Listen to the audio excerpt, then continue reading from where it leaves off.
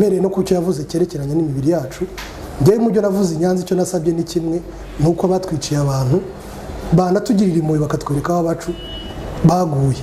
Kuko nubwo avuga ngo abantu bacuruje imibiri y'abacu, ariko nanamwibutsa yuko ari nabo tutarayibona, nanamwibutsa ko ari nabo twagiye tubona n'imibiri tuzuye. Rero iyo umuntu avuze ku magufa y'abacu akanavuga nabi leta yadufashije kongera kwiyubaka, naho twari tugeze ni nko kugaruka muri bya bikomere bikongera bikaba bibisi. Ariko mvuga ngo yarenze umurongo, yaratandukiriye, kubera ko ibyo yavuze byongeye gukora mu nkovu z'abacikacumu mu buryo bukomeye.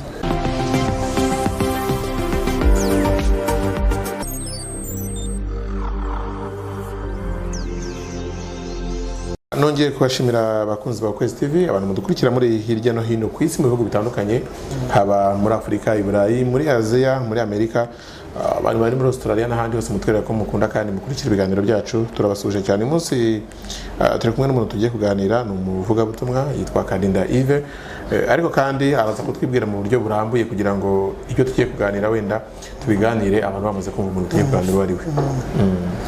Urakoze Theo, kandi ngushimira ku butumire kuri iki gitangazamakuru cyawe Kwezi.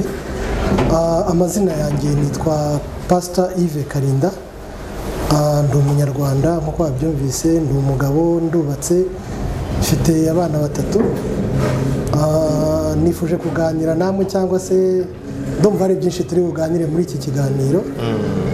Njye mvuka i Nyanza, ndi n'umucikacumu waho, kandi ndi n'umwe mu bagize uruhare mu kubohora igihugu cy'u Rwanda, bari mu gisirikare cy'inkotanyi. Hanyuma rero Yves, uyu munsi twashatse kuganira nk'umuvugabutumwa, nk'umunyarwanda, nk'umuntu wacitse ku icumu rya Jenoside yakorewe Abatutsi, nk'umuntu wagiye ku rugamba rwo kubohora igihugu. Twajya tuganire, numvise hari ibitekerezo ufite, twe yumvise yuko umuntu hari ibitekerezo afite mu buzima busanzwe, kumva yabisangiza n'abandi nabo kugira ngo bigire ikintu bibungura, umuha umwanya.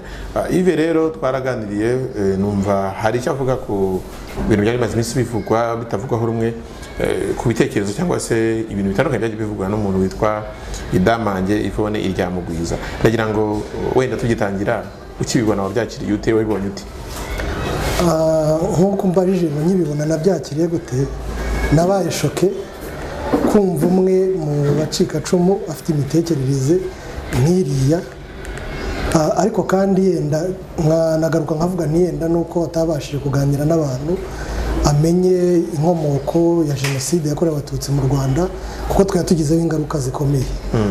Nagize igihe umwanya wo gutanga ubuhamya ari iwacu i Nyanza muri 2018 ndumva, ndetse hari n'ubwo buhamya afite kuri YouTube bwanjye, mvuga ku bacitse ku icumu, nivugaho kandi nanjye. Jewe ntanga na buriya buhamya navuga ko ari umwihariko jewe mfite kuri jewe, ko jewe nasigaye ndi umwe iwacu. Atari uko twari benshi iwacu, twari abana 9, sigaramo ndi umwe. Icyo kintu cyankozeho cyane, ku buryo umuntu uvuze kuri Jenoside turikanga, cyangwa se tukagira n'ikindi kibazo gikomeye cyo kuvuga ngo se ko umuntu atinyutse kuvuga kujya ku bya Jenoside kandi n'ibikomere bikiri bibisi. Kuko ndibuka mu buhamya natanze i Nyanza, mpereye no kucyo yavuze cyerekeranye n'imibiri yacu. Ngewe mu byo navuze i Nyanza icyo nasabye ni kimwe, nuko batwiciye abantu banatugirira impuhwe bakatwereka aho abacu baguye. Kuko nubwo avuga ngo abantu bacuruje imibiri y'abacu, ariko nanamwibutsa yuko ari nabo tutarayibona, nanamwibutsa ko ari nabo twagiye tubona n'imibiri tuzuye, bitewe n'impamvu zari ziri muri icyo gihe. Yenda nitubona akanya ko kuganira birambuye, ndaguha ubuhamya kubingerekeye. Rero ngasanga wabunyuramo gakeya mu magambo makeya kugira ngo mbunyuzemo mu magambo make kuvuga nko ku mibiri y'abacu. Ngiye nko kuri mama wanjye nguhaye urugero. Mama wanjye abicanyi Interahamwe zamufungiranye ahantu yicwa n'inzara, na nyuma ziza gufungura amagufa y'imbwa zirayarya. Nabonye igufa rimwe ry'umutwe n'iry'akaguru, niyo twakinguye, cyangwa se niyo twakinguye mu cyubahiro. Ariko hari akababaro k'abacikacumu, ndetse no muri psychology barabivuga, iyo utabashije kubona umubiri wawe kugira ngo ushyingure mu cyubahiro unabimenye neza. Kuko muri ubwo mvuga harimo bakuru banjye 2 ntabonye, hariho data ntago nigeze mubona, n'undi mushiki wanjye umwe. bivuze ngo rero iyo umuntu avuze ku magufa y'abacu akanavuga nabi leta yadufashije kongera kwiyubaka naho twari tugeze ni nko kugaruka muri bya bikomere bikongera bikaba bibisi. Niyo mpamvu mvuze ngo yenda ndaza kubivugaho mu buryo burambuye ariko mvuga ngo yarenze umurongo yaratandukiriye kubera ko ibyo yavuze byongeye gukora mu nkovu z'abacikacumu mu buryo bukomeye. Kuko nkatwe yenda turaza kuganira bikomeye nakubwiye ko ndi umupasiteri ndi umuvugabutumwa n'ubutumwa tuvuga ni ubugarura abacikacumu kongera kububaka kongera kugira ngo bishakemo icyizere kuko ntabwo umuntu yahora mu gahinda ntabwo umuntu yahora yibuka be igihe cyose ahubwo n'ubuzima turi hanze duhanganye nabwo. Niyo mpamvu tubaganiriza natwe ubwacu kandi tukajya muri ibyo bikorwa kugira ngo ahari tudatandukira kubera situwasiyo turimo duhura nayo igatuma duta umurongo tukajya gukora ibidakwiriye nk'ibyo Yvonne yakoze. Reka wenda duse nk'abikira cyane mu muhamagaro ufite wa gipasiteri wo kubwiriza ubutumwa tuzi ko hari ikintu twita cyangwa se tuzi cy'intama yazimiye. Hari n'ibyo mwigisha muti ukosheje mu garuza umutima w'ubugwaneza. Ni nk'icyo ubona itorero cyangwa se abakristo bagomba ku muntu nkawe. Abakristo ikintu bagomba ku muntu nkawe ni ukumusanga. Nawe ni umukristo ndabikiriza kuko ndabonaga ibiganiro yatanze byinshi bafite Bibiliya njye ni nacyo cyampushinze cyane kugira ngo mbe nabiganiraho. Bibiliya buriya ni nini umuntu ashobora kwikoresha mu buryo bwinshi. Yenda turi hanze ntamwe experience mujya muyibona hari abayikoresha bagasambanya abagore bagasambanya abakobwa bakitwaza yenda indirimbo za Salomo bagakora ibi. Hari abayikoresha mu buryo yenda bwo kugira ngo bayobye abandi. Mbega muri ubwo buryo hari abantu bashobora kuyobera muri Bibiliya bayitwaje kandi burya biragoye cyane kumenya umuntu wakubeshyeye muri Bibiliya atari umwuka wera ukugendereye atari umwuka wera ukugaruye kugira ngo uve mu buyobe. Mu bantu dusenga cyangwa mu bantu tuba mu bihe byo gusenga n'ubuyobe twemera ko bubaho kuko si ubwa mbere tububonye. Iyo umuntu akibujyamo ntabwo abantu bahita babibona ariko iyo amaze kugera imbere ingaruka zimaze kugaragara nibwo abantu bavuga ati uriya muntu yagiye mu buyobe ntabwo akirimo wa murongo wa Bibiliya Imana ivuga ntabwo kiri muri ka gakiza tuvuga ahubwo arimo arashaka gukoresha Bibiliya mu zindi nyungu runaka. Rero ntabwo twamutera amabuye kuko ni umukristo kandi na Bibiliya ikivuga ni imbabazi kandi nk'uko wabivuze mu ntama mu by'ukuri burya no mu ntama hajya habamo ibirura. Hari agafoto nyambona nko ku ma Facebook naye ukabona intama zirimo ari nka 90 ariko wajya kubona ukabona nk'icumi ni nk'ibirura ariko byambaye rwa ruhu rw'intama.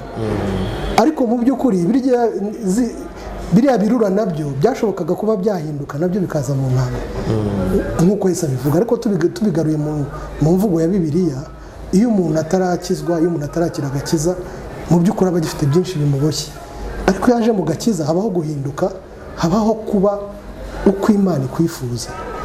Ntibibe rero kugendera mu bugome ntibibe kwakira umurongo Imana yashyizeho kugira ngo umuntu atandukire ajye ku ruhande.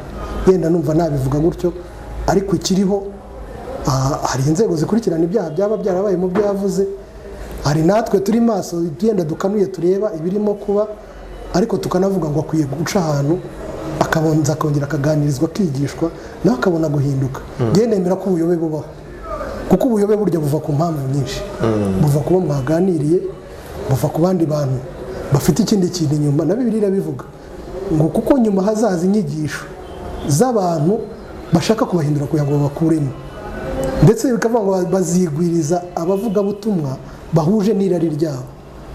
Ariko ibyo ngibyo ntibyabuza ko ubutumwa bwiza buriho ntibyabuza yuko inzira nziza ziriho ntizanabuza yuko umugambi w'Imana ukomeza ari uwifitiye ku gihugu ari ufitiye umuntu ku giti cye ari n'ufitiye ku isi yose ku bantu bose Imana yarimye. Ndagenda nagaruka ku bitekerezo nagiyemo na by'abantu abantu badukurikirana basubije ko badi ibitekerezo mu buryo butandukanye. Hari nk'uwavuze ati mu bintu ntashimye nuko bazi ko yacitse ku icumu rya Jenoside yakorewe Abatutsi bakamwita interahamwe. Bazi ko nawe azi umuhoro wazo cyangwa se azi ubuhiri bwazo bati aho ngaho bararengereye yari yakosheje avuga ibibakomeretsa ariko nabo bararengereye. Icyo ucyumva gute? Jya ko nyumva umuntu ntabwo yakwitwaza icyo ari cyo ngo arenge umurongo. Kandi ko nabigusobanurira navuga ngo hari impamvu zitera umuntu kugira ubuyobe. Ubuyobe buterwa n'uwo mwaganiriye bitewe n'uburyo ko influence. Yenda najya mpereye ku makuru nkimara gutekereza ko ubwo buyobe ari kuryo buyobe buteye, nasanze no mu binyamakuru banditse avuga ngo yajyaga ajya guhura n'abantu bafite indi mitekerereze. Rero iyo utari umuntu uri strong mu bitekerezo, abantu barakwinfluence bakagukura kuri wa murongo wari uriho, kabone n'ubwo waba uri no mu bimbere mu bakorewe jenoside. Nkuko nakubwiye gihe nkaba narasigaye nyine, ariko abantu bakanyinfluence, banyinfluence ngata wa murongo wanjye narindiho, ngata nkanatesha agaciro abo tubana muri ibyo bintu, ngatesha agaciro ibikorwa leta igiye ikorera abacikacumu. Ariko icyo navuga nubwo aba ari umucikacumu, ntabwo yari akwiye kuba influence n'abandi bantu, ahubwo yari gushyira mu bwenge bw'agatekereza akareba ese kuva nyuma ya jenoside yakorewe abatutsi kuko nta kintu ubuyobozi, nta kintu leta y'u Rwanda government yakorewe abacitse ku icumu akabishyira mu gaciro. Yenda nubwo bijya bibaho hariho abantu badashima, mu gifaransa bita ingrat, bijya bibaho ko umuntu ashobora kugukorera icyiza we ntukibonemo icyiza ahubwo ukagikoreramo ikibi.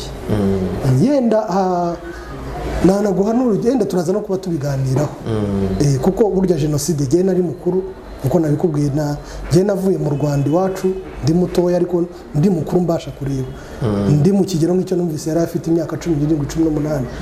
Mvi naha mu Rwanda ndatabarira igihugu, ariko ntabwo uko ibintu byagiye biba ntabwo nabihindura kubera ibyo bibazo nifitiye. Hari umugani baca mu Kinyarwanda ngo iyo umuntu hari umuntu unyagiranwa n'abandi akumva ko ari batose cyane. Ntabwo rero akwiye gufata ibibazo bye bwitenda, buri wese agira ibibazo bye, ndetse muri iki gihe byo ni na byinshi. Gihe tuganira n'abantu benshi, nabikubwiye nk'uko ugira umupasiteri uhura n'abantu benshi, uhura n'abantu bafite ibibazo bakugezaho ibibazo byabo. Muri iyi minsi turimo bitewe n'icyorezo cya coronavirus, nayo yavuze ko avuga yuko leta ingamba bafata atazishyigikiye ko zibangamira abantu. Hariya naho ni ikibazo gikomeye kuko biragaragara ko ari abamuri inyuma, ariko ingamba leta yafashe nizo kugira ngo isove abaturage tukababara, ariko hari ibindi idukingiye. Gendaga kuba tunise nko muri Amerika hapfuyemo abantu benshi, kugera za Amerika yazamutse igera ku mwanya wa 2 kubera ko batagize uruhare mu gufata ingamba nk'izo twafashe. Hari n'ibindi bihugu byagiye binegirije icyorezo cya coronavirus, benshi bagapfa, kandi twashoboraga kubabara gatoya mu gihe gitoya, ejo tukabona ubuzima bwiza, twongera tugasubira mu buzima bwiza. Rero icyo ntabwo umuntu yakigenderaho kubera ingamba zafashwe. Nibyo koko zigomba kutubabaza ko ntabwo twaguma bayemo bwa buzima buri comfort twari turimo, ntabwo aribwo twagumamo. Hari ibyo tugomba kwibuza kugira ngo duhagarike ikwirakwizwa rya kiriya cyorezo. Twabibonye kenshi ko ibihugu byasuzuguye, byabifashe nk'ibintu bidasanzwe, bapfushije abantu benshi. Hariho n'abatabivuga, hari abadatangaza imibare, kubera ko ari binateye isoni kuvuga ngo abaturage amamiliyoni n'amamiliyoni arapfuye kubera ko batagize kwirinda. Ariko ntabwo yarakwiye kugaya ingamba za leta yo kuvuga ngo twirinde, kuko ejo iki cyorezo kizarangira, ariko nikinarangira kidusange turi bazima. Ni urugamba nk'urundi, ni urugamba nk'urundi. Numva rero yaratandukiriye kuvuga ku ngamba za government, dutekerereza iz'uburyo tubayeho. Burya n'igihe abantu bibeshya ko abayobozi bataba bazi uburyo tubayemo, ariko baba bamaze gukora ikusanya ry'amakuru. Ndabizi neza uko inzego zikora, bakora ikusanya ry'amakuru bagavuga ati dufashe iki cyemezo cyagira ingaruka ku bantu runaka, kandi dufite uburyo tuzabasha kugisuzuma. Rero ntabwo yakwivanamo ari umuntu umwe ngo ujye kuvugira abantu benshi, cyangwa se abari ubona ko ibyo ngibyo bidakwiriye. Ushobora kugira ibibazo, sinava mu rugo, ushobora no kuburara yemwe binashoboka, byanashoboka, kuko ntabwo ari abantu bose. Nshobora kuba n'ibyemezo byangwaho, nanjye ubwanjye genda ikorera ku giti cyanjye, ndi umupasiteri, ndi umuvugabutumwa, bikanangwaho nanjye nafite ubwo bushobozi.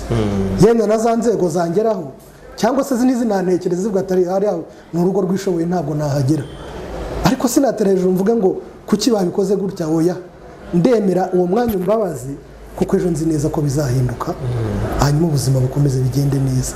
Rero kuri ba bantu nakubwiraga b'influence abandi kugira ngo bakure mu murongo, akwereka ko n'icyo cyemezo cyafashwe ari kibi, akakwereka ko bakagombye kukure kugasohoka, ariko se nusohoka ntupfira hariya. Ni ukuvuga ngo icyo mbona yakoze bikosa ni ukureba hafi, ni ukubona ko biriya byemezo bibabaje kandi bidafite ingaruka nziza, ariko ikintu kikubabaje uyu munsi ejo kirahinduka kikazavamo icyiza. ni ukuvuga ngo ni ku munyarwanda wese reka cyane ku isi yose. Iyo bakubwiye ngo guma mu rugo ntabwo ugikora kwa bwa buryo wari usanzwe ukoramo, ntuba ukibona aba bakiriya nk'abo wari usanzwe ubona. Ariko kuko twabonye ingaruka z'icyorezo abakinegirije ndetse mu bihugu by'i Burayi byabaye birebire, bapfa abantu benshi. Nyine twe twagize umugisha, Imana iradufasha muri Afurika ntabwo twagize gutakaza abantu benshi nk'abo ibihugu by'i Burayi byatakaje, ariko bagize ingamba bafata. Biriya rero byo kuvuga ngo ni mu Rwanda gusa ntabwo ari kiriya cyemezo ntabwo cyafatiwe ku Rwanda gusa, kandi no kubyumva ngo icyemezo cyafashwe cyagomba kugira ingaruka kuri bose. N'uyu munsi nakubwiye ngo abantu benshi badusanga kakubwira ati mfite ikibazo runaka, mfite ikibazo runaka. Ni ukuvuga ngo abantu benshi muri iyi minsi bafite ibibazo byinshi byatewe na korona.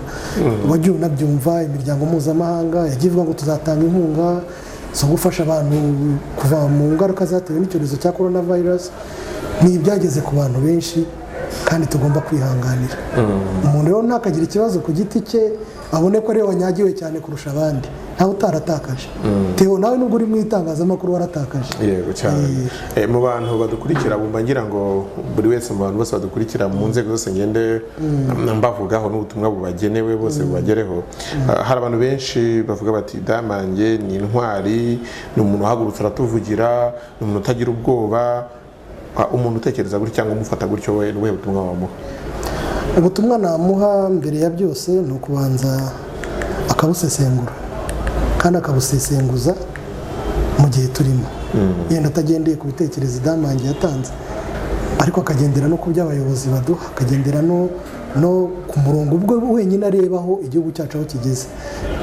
Yenda ataranabaye hano muri iki gihugu kuva nyuma ya Jenoside 1994 kugera uyu munsi muri 2021, yakabaye abona ko hari impinduka zabayeho.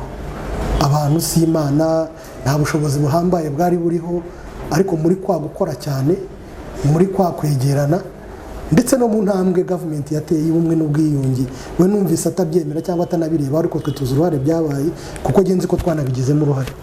Nubwo turi mu bagiriweho ibyago byinshi gutyo, ariko hari n'abandi bantu twagiye duhura nabo banakomoka mu miryango bagize uruhare mu gukora Jenoside, bo ntabwo ari iriya myumvire bafite. Rero Diamond yagendeye uko mbivuga cyangwa se uko mbibona, ndetse n'abagiye bavuga ngo n'icyemeza yuko yabayeho gupfobya Jenoside, nuko cyane ubona yagendeye mu bitekerezo by'abantu n'ubundi basize bakojeje Jenoside. Ni ukuvuga ngo ibitekerezo by'abashize bisha abantu hano nibyo bafashe babimurundamo. Sinzi uko byagenze, ariko abakoze analize, ibitangazamakuru usoma bigaragaza neza yuko hari abantu bari bamaze igihe bahura bakamuhindura imitekerereze. Ariko abo bantu ni babandi n'ubundi basize bisha abantu hano. Ntabwo bashaka kugira ngo bavuge ngo Jenoside urwibutso ngururiya dore abantu mwishe ngabariye, abo ntabwo babyumva. Kandi noneho natwe abacitse ku icumu, natwe turavuga ngo tuzarinda dupfa, abana bacu, abuzukuru, abanyarwanda bazaba ari icyo gihe bazahora bahamya ko habayeho Jenoside yakorewe Abatutsi. Rero kuvuga ngo ku rwibutso ngo bahakorera ibi n'ibi, oya, ni ukugira ngo Jenoside itazibagirana, ndetse n'abayigizemo uruhare babihanirwe, babivugirwe imbere y'amahanga, cyangwa se banasaba imbabazi. Yagiye avuga kuri nyakubahwa Perezida wa Repubulika nanabigarukeho, ubu ubwo yarahagurutse avuga ngo mu bakoze Jenoside usaba imbabazi z'ibyaha yakoze arasohoka muri gereza atahe. Icyo ni ibintu twabonye bidasanzwe, ariko ba bantu bo ntabwo ari ubwo buryo babyumvamo. Barashaka bitwikirwe, ntibivugwe iyo Jenoside iceceke, hanyuma bo babone noneho bongere bagaruke kuza guhangana mu rwego rwa politiki. Ariko rero icyo navuga cyo, ababyemeye twagiye tubibona, uri umunyamakuru wagiye ubibona, umuntu akaba yarabaye ruharwa rwose yarisha abantu ku musozi, ariko cya kintu cyo kuvuga ngo yemeye icyaha, za mbabazi Perezida wa Repubulika yaratanze, agataha akagaruka. Noneho bikagaruka no kuri wa mucikacumu uri wenyine, wasigaye wenyine, akagaruka bagaturana.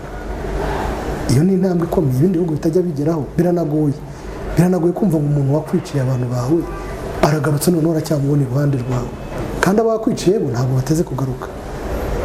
Ariko kandi kuko ari umurongo uriho, cyangwa se niba natwe ko tubona ko dukwiriye kubana muri iki gihugu cy'u Rwanda, yenda n'ibyo yavugaga ngo abanyarwanda ngo bakwiye guhaguruka bakabana, ariko bifite umurongo. Ntabwo uzaza ngo nureho, yenda nanabivuze mu buhamya bw'ubushize, hari abantu bajya baza ngo babarira, ariko akakuba ngo babarira atanagusabye imbabazi. Ariko uburyo leta ibikoramo genda bushima, abakoze Jenoside basabye imbabazi, n'ibihano bari barashyiriweho bikuweho, akanagaruka nanone nawe ukabona ko koko bikwiye gutanga imbabazi kuko n'ijambo ry'Imana ribidusaba ugatanga imbabazi mugaturana ejo warwaza akagusura ejo wagira gute njye narabibonye cyane ni nka challenge Imana yanyujijemo twebwe burya abacika cumi abangaheruka nyinshi zatubayeho n'uyu munsi tukirimo tugihura nazo urabyara yenda n'ufite n'iyo miryango yo hafi yo kugira ngo ibe yaguhemba ahubwo noneho ukabona ba bandi bo muri ya miryango havuyemo umwe akugiriye impuhwe aravuze ati ariko suriya muntu uba wenyine umuntu asigaye wenyine ukabona araje yabuza kuguhemba yari afite ubuhamya bwinshi bw'inshuti zanjye zaje kunsura muri ubwo buryo tubanamo akagusura na bagenzi bawe yenda mwacikanye ku icumu cyangwa se n'abandi bo mu miryango ya kure yenda bo umwanya batanawubonye yenda atari nuko bakwanze cyangwa nta n'ikindi kibazo kirimo ariko wundi bakihutira kuza kuko yenda byamukomanze ku mutima uwo mutima niwo abanyarwanda dukwiriye kugira wo gutabarana no kongera kubaka umubano mu banyarwanda rero umuntu umufata nk'intwari ntamufata ahubwo nawe ko yagiye muri wa murongo wo kuwubuyohe kuko niba umuntu akubwira ngo manuka ujye mu muhanda ujye kwigaragambya ibi byange kandi se nta kibazo cyo kwanga burya aba ari ukugira ngo akugumure gusa yenda n'ingaruka ziri bubeho nyuma mutari buzigendanemo rero nkavuga ngo gutanga ibitekerezo ni byiza ni kimwe yagombaga kugira uburyo abicishamo niba ari ibitekerezo afite bikaganirwaho ari ibyo ari murongo yagiye atandukira cyane ndetse ahubwo biza no kugera kuri jenoside kandi burya jenoside yo kuko ni icyaha cyakozwe kigira uko gitegurwa abayiteguye nakubwiye ngo hari inzego bagenda bageramo ubu ngira ngo ni bari ku rwego rwo kugira ngo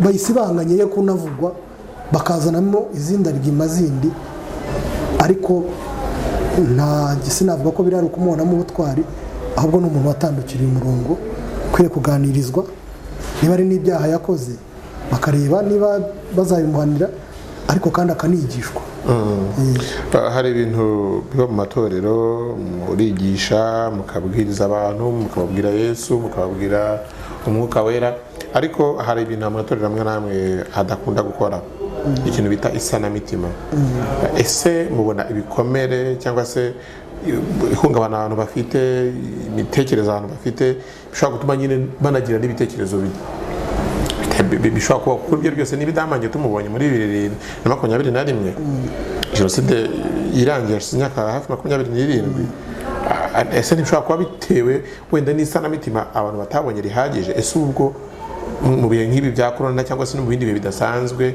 y'ibibazo amadini n'amatorero akwiye gukora isanamitima mu buhe buryo urakoze cyane Theo ubundi amadini n'amatorero niyo akwiye kubigiramo uruhare cyane isanamitima ku muryango nyarwanda ari abakorewe jenoside ari n'abayikoze n'abo mu miryango y'abakoze jenoside n'abo mu miryango y'abakorewe jenoside ni ukuvuga ngo n'isanamitima ridahita biba ako kanya bijyana no kwigisha umuntu uburyo jenoside yagiye ikorwa uko yateguwe hakabaho ibyo bintu bibiri yenda ibyo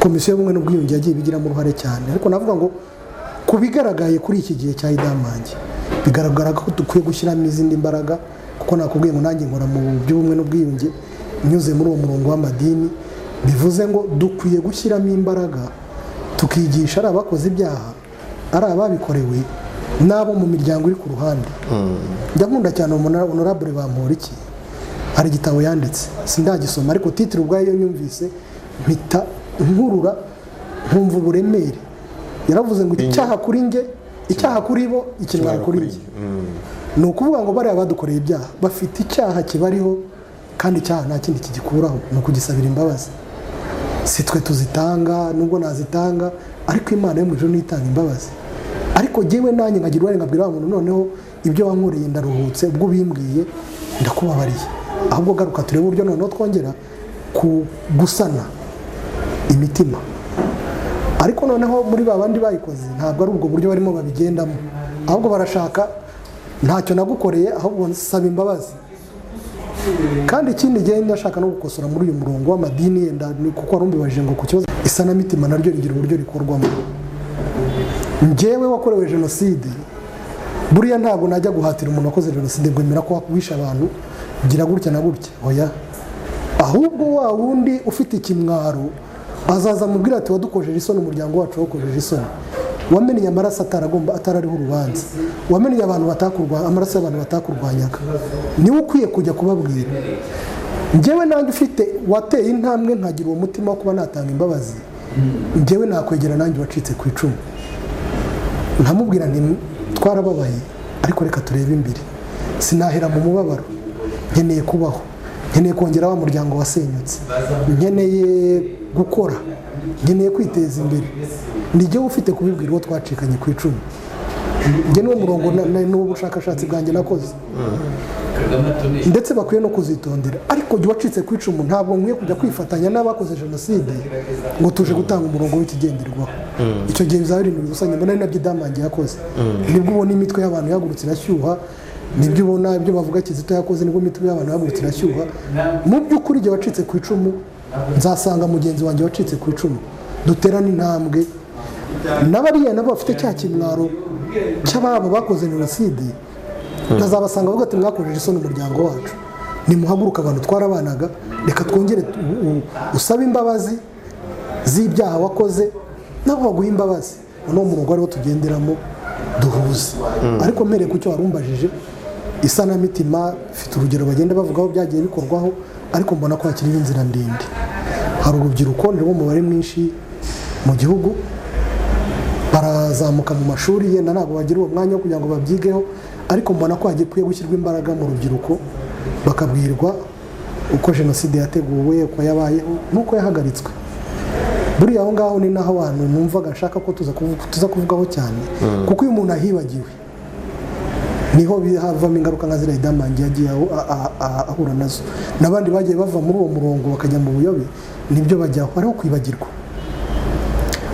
Ejo nari nihishe, nari ahantu runaka, sinari nzi ko nizeraga ko nzarokoka, habayeho inkotanyi zirarwanye, ziratsinze, ziradukijije. None icyo kintu bakakibagirwa, ariko bakinibagirwa yuko iyo biza kumera ukundi ubundi byajyaga kugenda gute.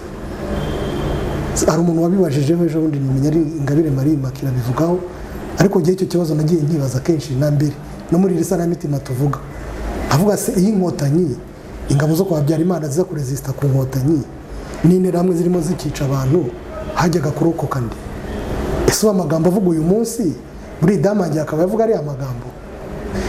Ese nk'iyo biza kubaho inkotanyi zikaba zifite indi mitekerereze nazo atari yo kurokora abantu no kurwanya ikibi cyakorerwaga mu gihugu, byo biba bimeze bitaro, ariko kurokoka. Niyo mpamvu mvuga ngo hari Zaburi imwe nkunda ivuga ngo Uwiteka ataba mu ruhande rwacu, ubwo abanzi bacu baduhagurukiraga, ubwo isuri yatembaga ku bugingo bwacu, ubwo ibintu byose byari biduhagurukiye byajyaga kumera gute. Ariko ngo Imana ishimwe ko Imana itadutanze mu maboko y'abanzi bacu. Njye mbona ariyo situation u Rwanda rwabayemo. Iyo Uwiteka ataba mu ruhande rw'inkotanyi, kuko urura rugamba narwo, reka nkubwire ndagye narubayeho n'abo twabanye, ntawakubwira ngo ndirata ubutwari runaka, kuvuga ngo mu mezi 3 uhagurutse hari urafasha igihugu cyose, oya. Bigaragara neza ko ari mu kuboko k'Uwiteka kwagombaga kuza kurengera barimo barengana, barimo bicwa. Tunibutsa abantu ko abantu bapfaga bazira uko bavutse, bazira uko babayeho batiremye, bazira icyaha batikururiye, icyo babahashinjaga.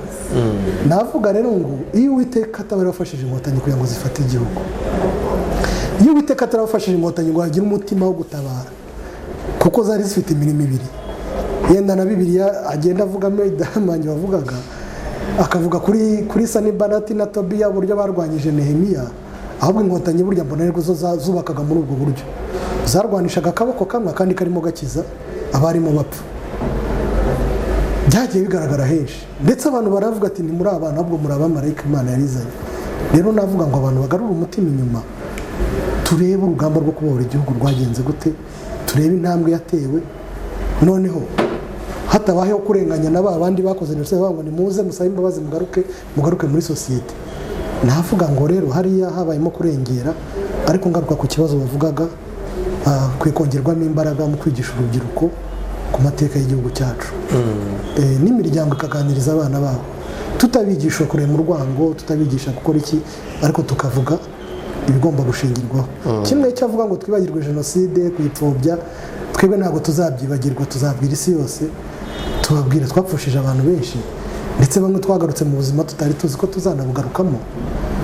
Gupfusha abantu, njye napfushije abantu, twebwe iwacu ntabwo ngo twari 8, njye nari ndimo ndi umwana wa 7, mfusha data, mfusha mama, abo bose ntabwo ari uko bari barwaye, si n'ikindi kibazo bari bafite, bazize uko bavutse, bazize uko bisanze batiremye, baricwa. Noneho ngo uyu munsi nimbyibagirwe, mbwira umuntu wabaye wahagaritse jenoside ngo ibi bintu wijya kuvuga yuko banjye bishwe, ahubwo navuga ngo kurwanya jenoside ni ugushyiraho byinshi. Njyewe ndi no muri gahunda yo kwandika igitabo kivuga kuri jenoside, kinavuga umuryango wanjye, uburyo naburiyemo umuryango wanjye, ariko nanabwira n'abandi bose. Ndumva na CNLG yarigeze gukangurira abantu, barimo nyamuneka mwandika amateka ya jenoside yabaye. Ibi hari igihe abantu kuko imyaka igenda izamuka, ejo twe twayibonesheje amaso, tuzatambuka tuveho, haza abandi batayibonye, ariko nibabona ibyo twanditse, nibabona bya bimenyetso idamanya avuga ngo dusibanganye, bazavuga ko kuko iyi jenoside yabaye. Iy'Abisirayeli ntabwo yibagiranye, kandi nabo uyu munsi nabo baracyafite urugamba rwo kurwana n'abanegosiyanisite, bari abandi bayihakana. Ni ukuvuga ngo natwe n'urugamba dufite rwo kurwana n'abashaka guhakanya jenoside, kandi ni nabo bafitemo inyungu mu kuza gushaka gutobera abana nk'abariya banacitse ku icumu kugira ngo bamucange mu mutwe.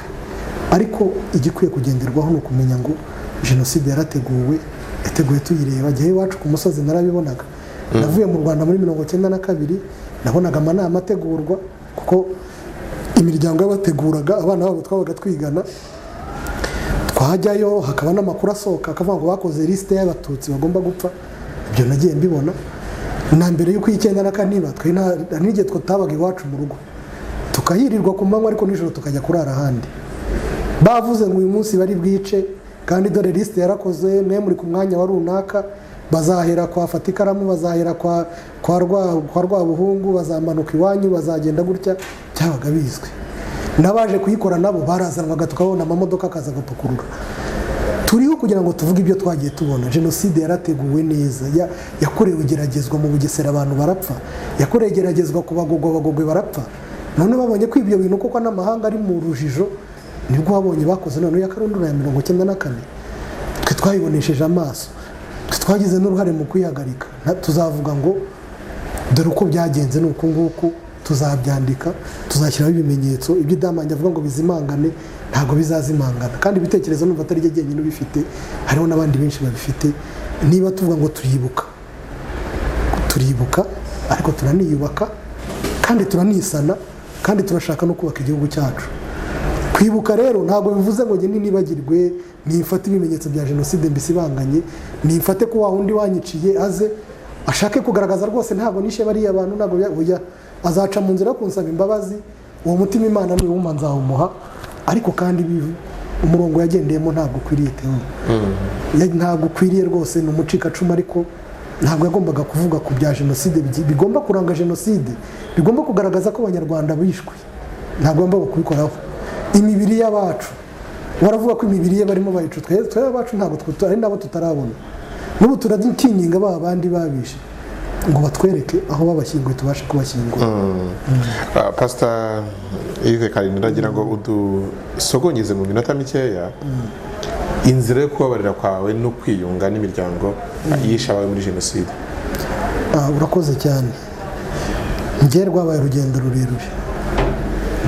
rurerure, nakubwiye ngo utangiye nabigezeho, ariko still biracyari urugendo. Nta muntu ujya ugera ku ijana kugira ngo ugere ku ijana ni urugendo rurerure. Ariko ndi umwe mu bantu babashije kwatura, ndavuga ngo ngiye mbabarira abantu banyiciye. Urabazi? Ndabazi.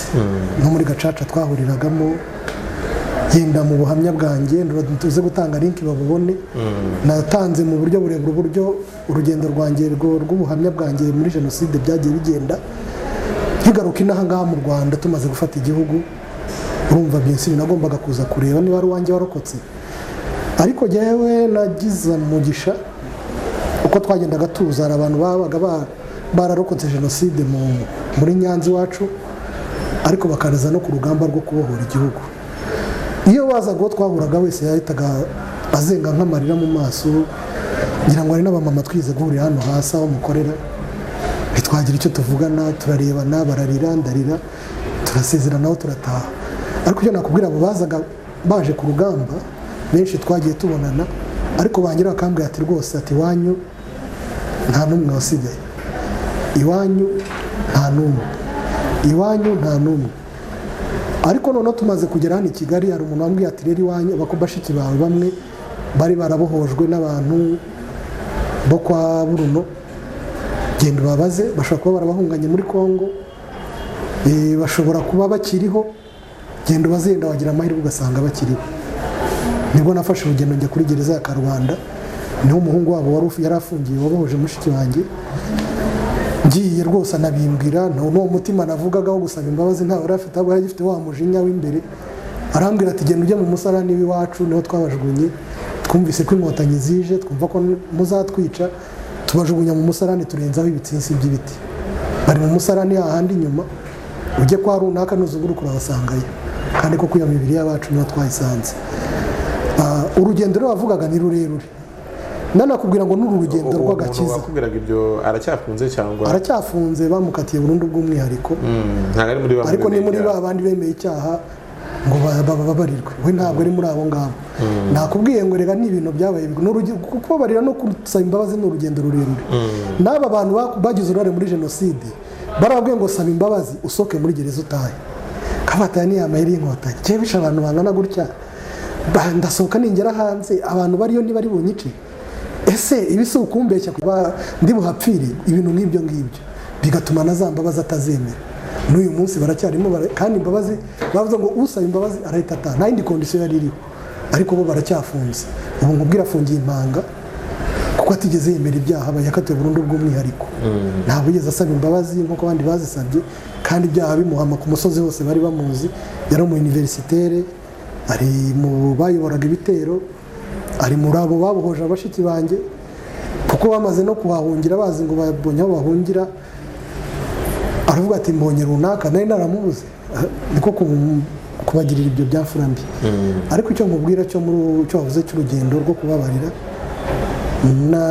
njyewe maze kugera imbere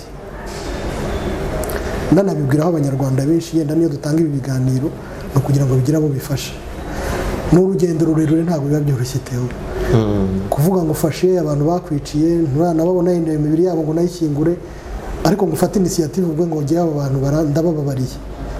Ariko muri uru rugendo twatangiye rw'agakiza rwo gushaka Imana, iyo ni nka etape ya mbere. Imana irakubwira ngo ubabarira mbona uko ngukiza. Iyo utarababarira uba ufite ibintu byinshi bikuziritse mu mutima, ntushobora gusinzira, uraruhekenya amenyo. Yenda mu bahamya twe tunatanga twari twiyahuzaga ibiyobyabwenge runaka kugira ngo ubashe gusinzira, ni byinshi. Ariko kuko iyi nzira twatangiye agakiza, hari aho usanga uko Imana igushaka. Na Yesu arabivuze ngo ishami ryanjye ryera imbuto ryaganyaho amahage. Ya mahage rero mu birimo nuko bya bindi bikuremereye kubigukuraho. No muri Yesaya 61 Yesu yavuze ngo naje gukiza imitima ibabaye, naje kuyivura gukiza bya bikomere byo mu mutima. Aho rero ari ntabwo utaratera iyo ntambwe wavuze yo gutangira urugendo rwo kubabarira. Birashoboka cyane mu biganiro, mu mahugurwa menshi yagiye abaho ya CNRG, ya Komisiyo y'Ubumwe n'Ubwiyunge, byagiye bibaho ko ibiganiro bibaho. Tukanahura na bene data, gifitemo bene data benshi bavugana ubutumwa n'abantu kandi gifite cya kindi kikuri ku mutima.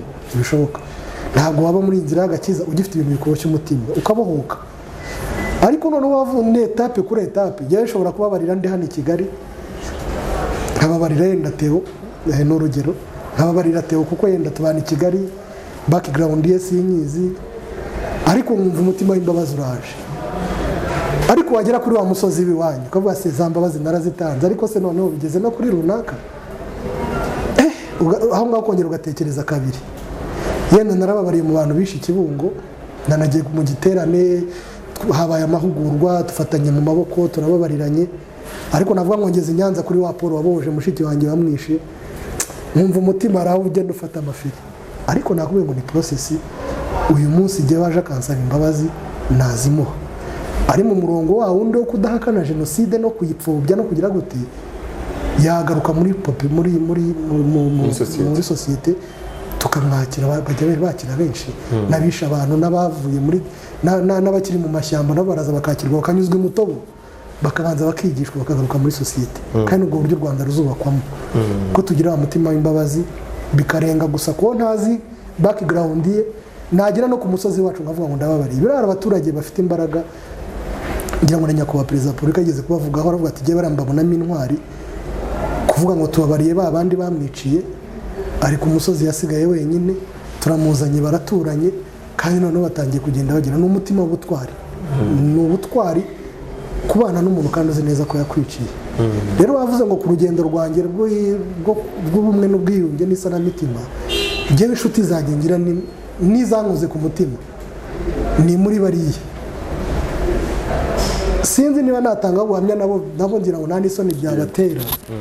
Byari igihe nigeze kugira ikibazo gikomeye, umuntu wanabaye ni umuhungu wa Sekarije yitwa Fideli Honorable Mutsinda, araza arasanga reba niba ibibazo byari biriho, araturika ararira, avuga se burya yangirira umubabaro, amfata nka murumuna we, aravuga ati uyu muhungu ni murumuna wanjye. Nkagaruka avuga se ni muri ba bandi, kubera ko turamuzi Sekarije yari yanakomeye no mu buyobozi bwo kwa Habyarimana, afite n'abashiki be bagiye bavuga ibintu byinshi nabo muri, ariko nabo bagarutse ku murongo. Ariko muri rwa rugendo rw'umwe ngiye inshuti zanjye mfite ni bariya, twahuriye mu Gakiza, arakijijwe, ni inshuti yanjye cyane. Rurangwa Denis bijya binabo mu cyunamo, ba mama wacu abo mfite nasigaranye cyangwa se nabo mu miryango, ntawe ukompoza message ambwira ati komera.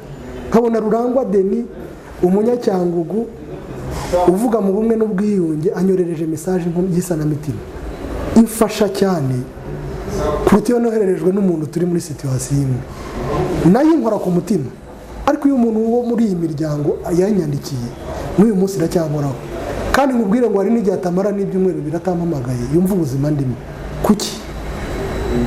Bo yakoze urugendo rwo gukora muri iyi by'isanamitima, azi umubabaro abacikacumu babayeho, azi yuko mu gihe runaka ushobora kuba uri wenyine unigunze, ariko ukabona aragutunguye, aragusanze, akubajije umeze gute.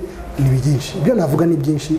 Ndari n'abandi benshi b'inshuti zanjye benshi tujya tunaganira, bakambwira wihangane mu byaciyemo, kuko n'ubuzima butoroshye no kongera kwiyubaka ubwabyo, ukaba ugihumeka, ukaba ukinavuga kandi ugakomeza n'abandi.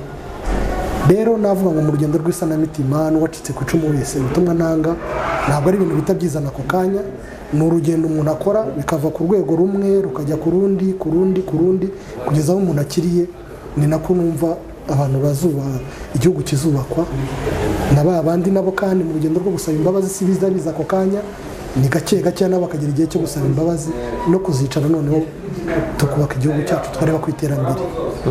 Ariko ibyo byose ntabwo twatugeze urwo rugendo, n'ubu igihugu cyacu kigeze kure, ubuyobozi bwacu buturebera kure. Niyo mpamvu ubona iterambere rishoboka, niyo mpamvu ubona ibintu biri ku murongo mwiza, nuko ibyo bintu byose byizweho.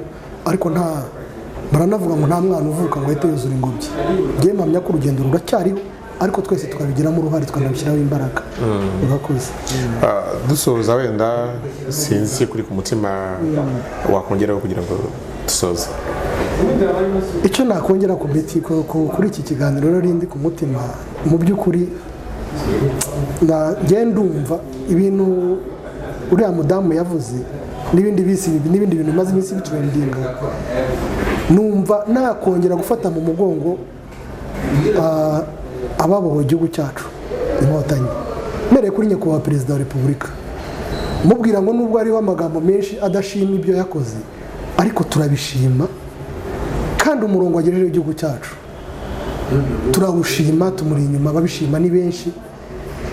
Kandi noneho intambwe amaze kugezaho igihugu cyacu n'amahanga ubwayo arabireba.